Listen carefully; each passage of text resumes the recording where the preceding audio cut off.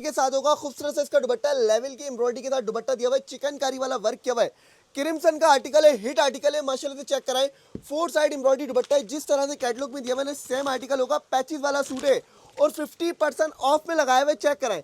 चिकनकारी वाला कमीज का फ्रंट आ गया, लेवल की एम्ब्रॉयडरी होगी, चिकनकारी एम्ब्रॉयडरी के साथ आ गई। कमीज का फ्रंट आ गया, खूबसूरत से कमीज आ गई और ये आ गए इसके पैचेस।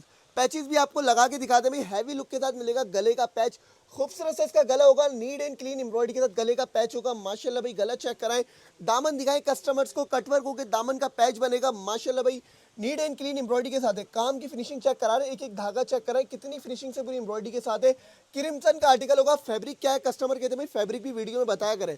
कॉटन फैब्रिक होगा, शफून का दुपट्टा होगा। ये आ गया इसकी शलवार के पैचों का पैच आ गया। अस्तीने चेक करें, अस्तीनों भाई फुल फैंसी वर्क किया हुआ है। कॉटन फैब्रिक होगा। 3,350 रुपए के प्राइस में देंगे। प्राइस क्या है भाई, 3,350 रुपए के प्राइस के अंदर देंगे। वीडियो में हर चीज दिखा रहे हैं और बता रहे हैं।